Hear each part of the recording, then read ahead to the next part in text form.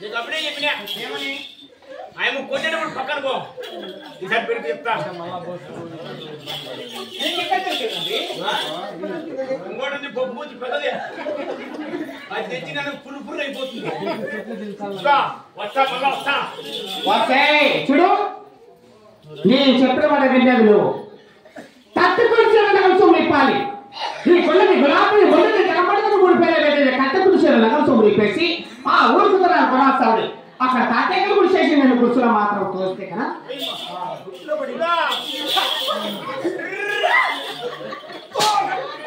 నేను అప్పుడే చెప్పినా అట్ట పెరుగుకుంటే పెట్టి పెరుగుకున్న భద్రంగా ఉండమ్మా అని చెప్పినా చూడా మాట వినకపోతే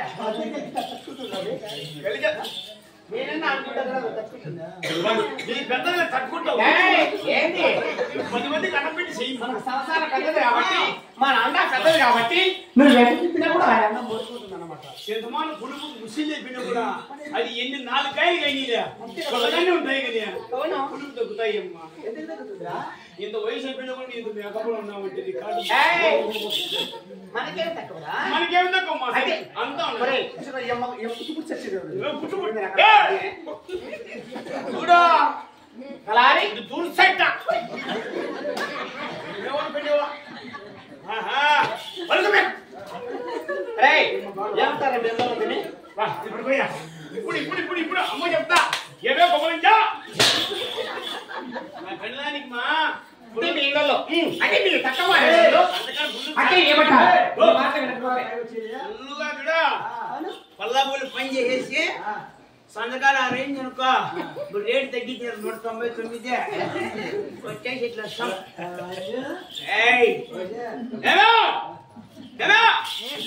చేస్తాను నేను పిలిచేది అంటే మీ తక్కువ నీ భార్యను అలా పిలుస్తావు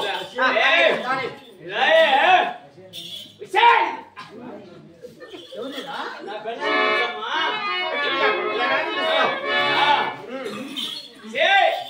పని మాట్లానా ఏమే నువ్వు ఎంత కొత్తలో పూలు పెట్టావు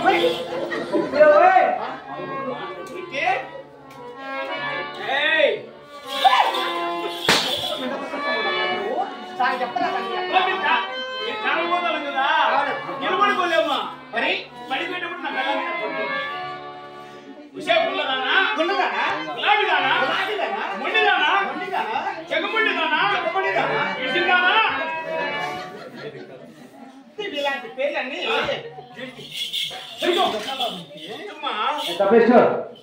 రెడ్డమ్మా ఏమనుకుంటారు